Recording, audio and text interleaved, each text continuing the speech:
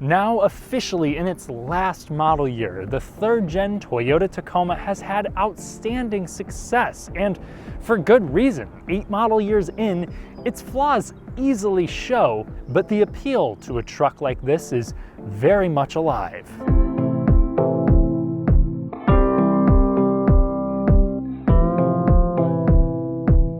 If you enjoy fun, detailed car content without fluff, consider subscribing and hitting the bell for notifications. Now technically, the roots of this truck can be traced back to 2005. Despite this, Toyota still offers the Tacoma in a wide variety of configurations. And I've compared the different trims, engines, and bed sizes available in previous videos, but today I want to evaluate this thing as a whole. The Tacoma is commonly associated with gardening or utility work. Others see it as an outdoorsy, long-lasting, multi-purpose vehicle. And then there's online commenters who will tell owners, "Ah, real truck, cupcake." Those diverse set of outlooks makes sense, as this is available in many different flavors. You can get this in a sub 30K work truck configuration, with arguably the most reliable, hard-to-kill 4-cylinder engine still offered in new vehicles. You can also get them as $45,000 lifestyle trucks. There's a luxury trim, and there's exclusive stuff like this, which I should add, the TRD Pro next to me is rare, which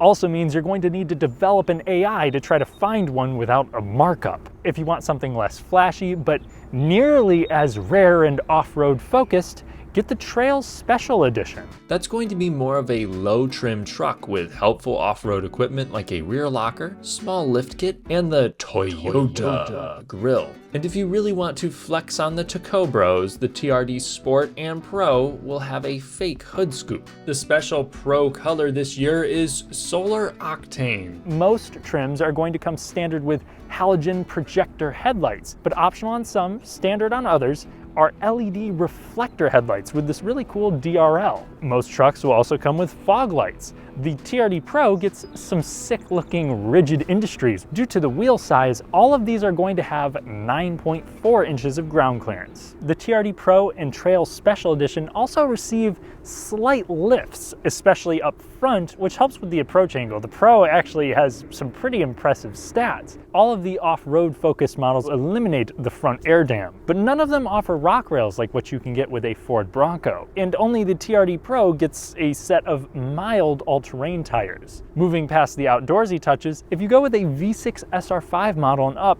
I'm happy to see you have proximity unlock and lock as standard, unless you get a manual transmission. All Tacomas will come with a large amount of sidewall. In fact, a lot of Tacos have 16-inch wheels. There's also 2 bed sizes available. The access cab is going to come with a 6-foot and some change box, whereas the double cab will come with a 5-foot bed and offer the long bed. However, there's a lot of nuances here. Like, for one, the manual transmission cannot be had as a double cab long bed, because apparently people that want 3 pedals hate convenience. The bed of the Tacoma is made out of a composite, and it is fairly wide, though I do wish that there was more space between the wheel wells. Considering this is a mid-sized truck, it's not meant to be the contractor's do-it-all vehicle, but it can be really useful in a pinch, especially with the multitude of tie-down points. You have D-rings down here, you can get these bed cleats, which I would highly recommend, but all of them will come with the bed rail system, which is where they attach. That makes for a very easy install of a camper shell or topper. I used to have a 6-foot bed 2nd gen, and I loved that. Most of them will also have like a little 400-watt outlet back here. While Toyota does offer a remote lockable tailgate, it is not standard on any trim. The Trail Special Edition gets unique, lockable, removable storage bins. Now, if you want my advice on 5 or 6-foot bed, personally, if you're buying this thing for work or you're constantly hauling large items, the 6-foot bed is going to make things less dicey. But in reality, if you're only occasionally moving bulky items, the 5-foot bed should be just fine, as again, you have a lot of tie-down points, and there are plenty of products out there to help solve any problems that you may run into with having a short bed. Despite this being pretty long in the tooth, I think the Toyota Tacoma's interior has aged pretty well in most areas. What you're going to get is a very sturdy feeling interior. Everything that you grab onto feels like it's secured in concrete, but the materials, on the other hand, are cheap. You'll have a lot of different colored hard plastics,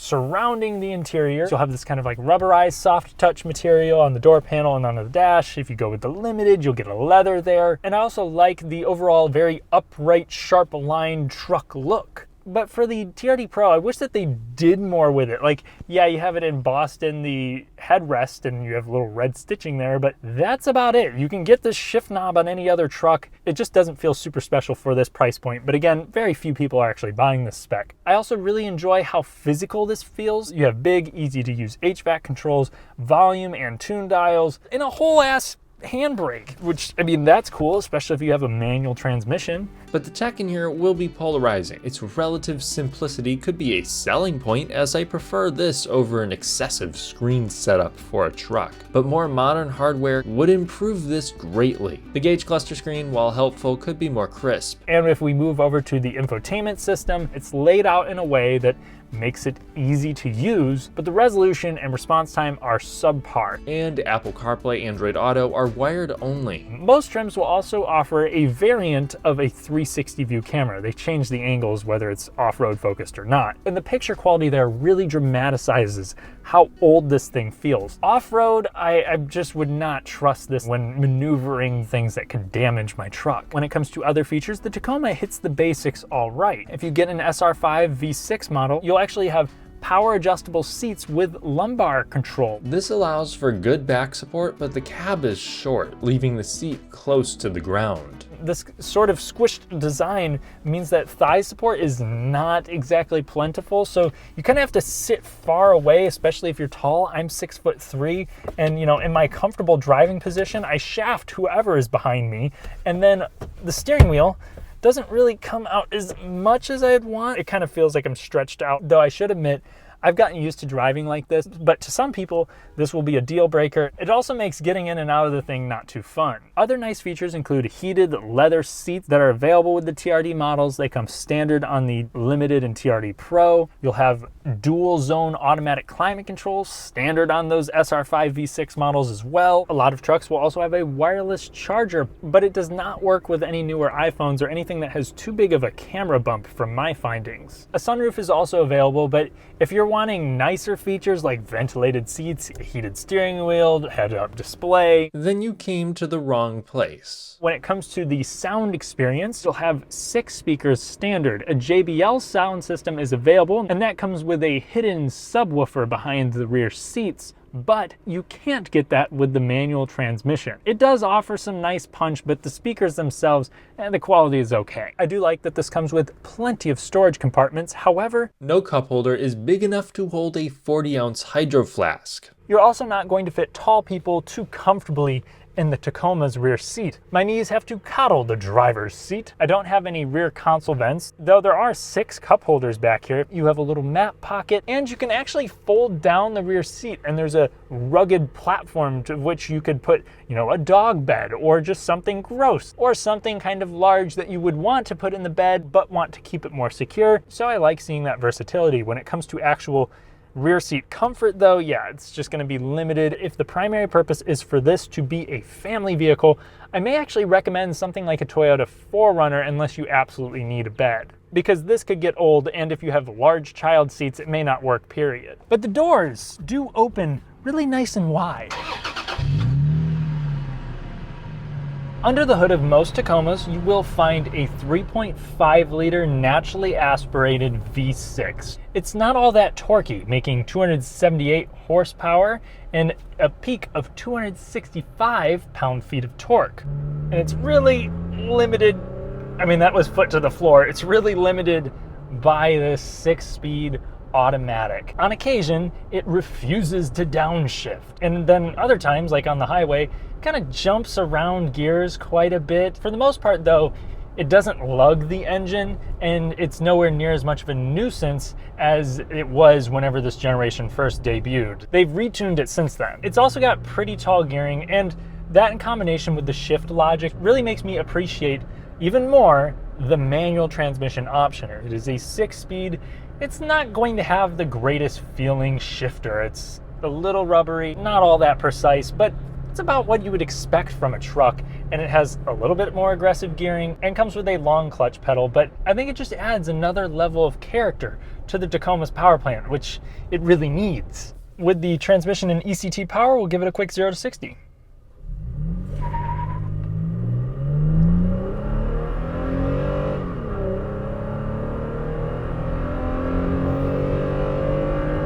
.9 seconds. Now the TRD Pro will get a catback exhaust, and that does have a kind of nice throaty sound while you're just driving it like normal. It doesn't exactly sound too great when you have it flat out. It's going to feel slower in most real-world situations when compared to the turbocharged competition, because you do have to rev the thing out in order to get power. I mean, the peak torque comes in at 4,600 RPM. For a truck, that's just a long ways away from where you're actually, towing. That said, this can still tow north of 6,500 pounds in some cases. A key reason why I was considering buying one is that's enough to tow my track car with a heavy trailer and still have a little bit of cushion there. Now you can also get this with the aforementioned 2.7 liter inline 4, and that too is naturally aspirated and makes just 159 horsepower, and it feels like it. I used to own one. It was a very dependable engine, and honestly, it got me around town just fine. On the highway, it was okay too. But when you tried to ask more from it, you realized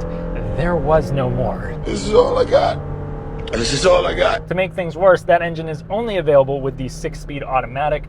I would recommend using the ECT power button if you want to get one of those, as that mode really allows the transmission to get the most out of that little engine. The Auto does come with a sequential mode, which allows you to select the highest gear the truck is willing to go into, helpful for towing or engine braking. The 3.5 makes for adequate passing, even loaded up with people. It just needs to access the higher RPMs. Getting to highway speed, it doesn't feel stressed out, but it drinks like a wine mom. Enough to raise questions, but not to the point of serious concern. I barely managed to get 18 miles per gallon while cruising 75 and above, but 21 miles per gallon is easy on back roads.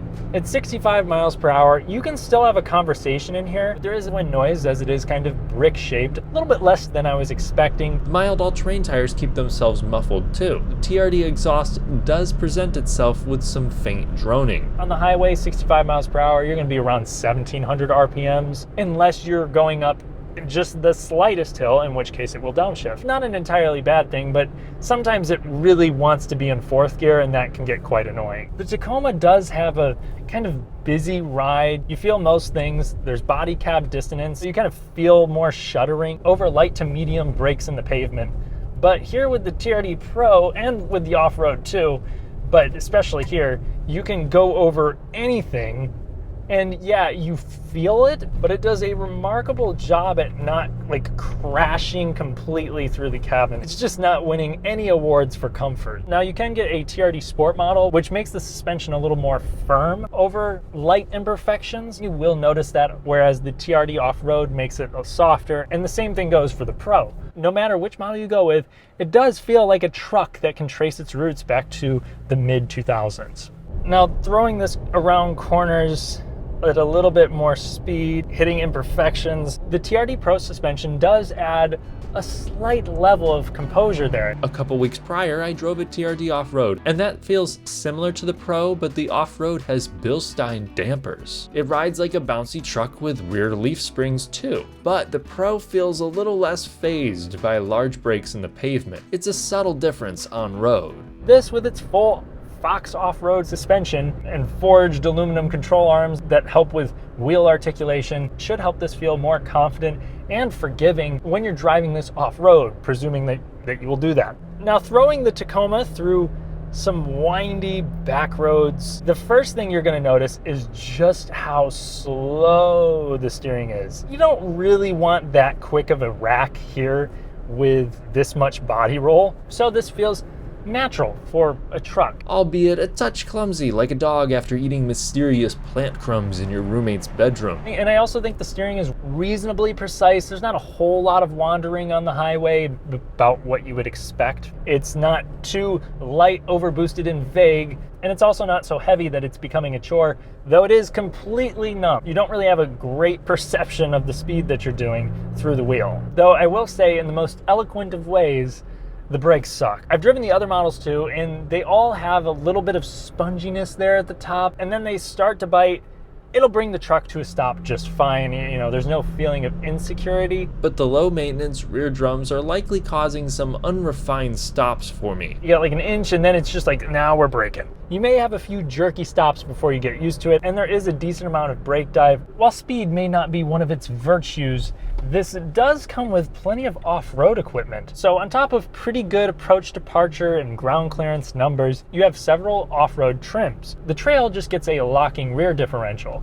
Go with a manual transmission in the TRD Off-Road or TRD Pro, and you will get A-Track, which is an awesome brake-based system that helps the thing shuffle power side to side a little bit better. The automatics get crawl control and MTS, which do similar things to try to get power to the wheel that has more traction. But crawl control operates as an off-road cruise control too. Those systems try to compensate for the lack of a front locker, but at least the Off-Road and Pro have proper locking rear differentials. All come with underbody protection up front, but my Pro model also protects its transfer case and fuel tank. While the adventurous features are neat, the safety equipment is showing its age. Slightly less if you go with a truck like the It just thought that guardrail was an imminent collision. I should bring this up.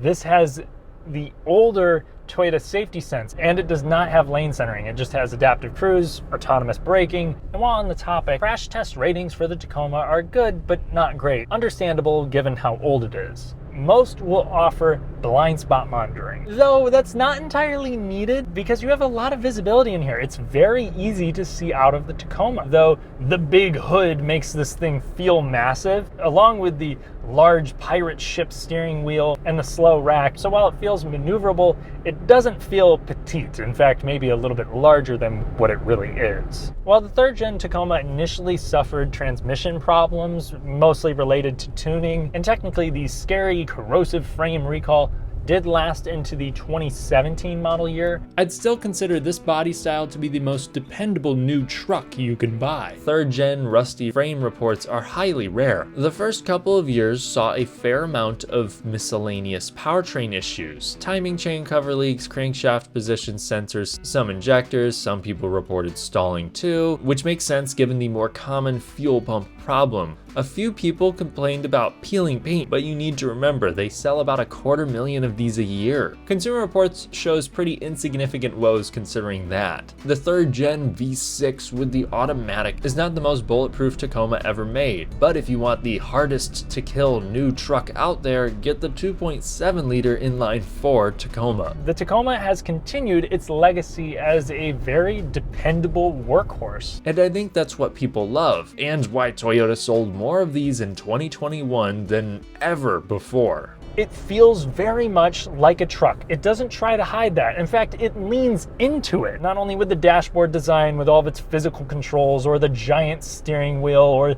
the big fake hood scoop, but also with the ride quality. I think a lot of people kind of enjoy it, or maybe they don't, but they just like the fact that you can get a manual transmission, or they just like that it's reliable, can tow a decent amount, and it holds its value. While that ride quality, the basic technology, the fuel economy, the price in some cases, and the driving position are notable downsides, I think the Tacoma is still good enough where it matters for it to be a competitive truck, even in 2023, right as it's about to get a redesign. In many regards, it's the antithesis to modern vehicles. While that is mostly a compliment, I'm eagerly awaiting the new model as a result. On top of receiving Toyota's much improved infotainment, maybe it can fix the awkward, somewhat cramped cabin. It can handle a little better, feel less disturbed over bad and smooth roads, while retaining the truck personality. But my optimism soon grows weary. As emissions become more stringent,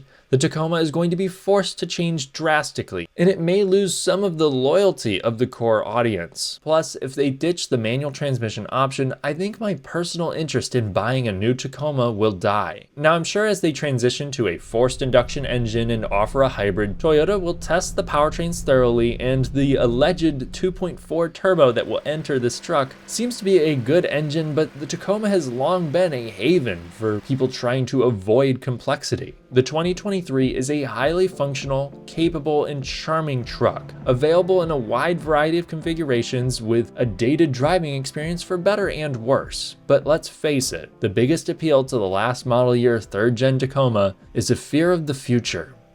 Thanks for watching. If you enjoyed the video, then leave a like to help me humiliate the mysterious YouTube algorithm. Subscribe and hit the bell for more, and follow me on Patreon for an additional podcast. I'll catch you in the next one.